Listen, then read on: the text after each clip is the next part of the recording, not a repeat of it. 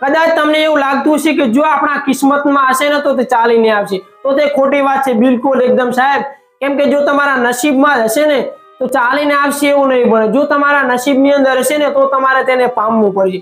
ભગવાન પણ વિચારતો હશે કે આ માણસ કંઈક કરે તો હું તેને સાથ આપું અને તે સક્સેસ બનો, પણ કિસ્મતના ભરોસે બેસી રહેશો ને તો સાહેબ ભગવાન પણ તે કહેતો હશે કે આ કંઈક કરે તો હું એને આપું, એમને તો કઈ રીતે આપું। અને નસીબમાં પણ ત્યારે જ હોય છે જ્યારે તમે પરિશ્રમ કરો છો, અને સખત પરિશ્રમનો કોઈ જ તોડ નથી। જો તમે મહેનત કરી છે ને તો આજ નહીં તો કાલે પણ તેનું તમને પરિણામ મળવાનું છે, મળવાનું છે ને મળવાનું જ છે।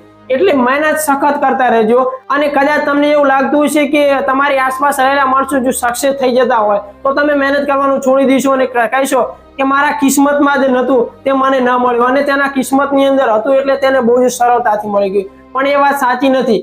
કેમ કે જો કોઈની સફળતાનું કારણ આપણી નિષ્ફળતા નથી હોતી। તમે ઉદાહરણ તરીકે માની લો કે એક આંબાના ઝાડ પર 2 કેરીઓ છે અને ફક્ત એક જ ડાળ છે, અને એક કેરી પહેલા પાકી જાય છે અને બીજી કેરી તેના સમયની વેટ કરે છે, તો તમે તેના પરથી પણ સમજી શકો છો। કેમ કે આપણને કુદરત પણ શીખવાડી રહ્યું છે કે એક જ ડાળે વળગેલી 2 કેરીઓમાંથી એક પાકે છે ને એક કાચી રહી જાય છે, અને એક કેરી તેના સમયનો વેટ કરે છે અને તે પણ પાકે છે અને જરૂરથી પાકે છે। આપણો પણ જો મહેનત કરતા રહીશું તો આપણે પણ સફળ થઈશું ને થવાના જ છીએ।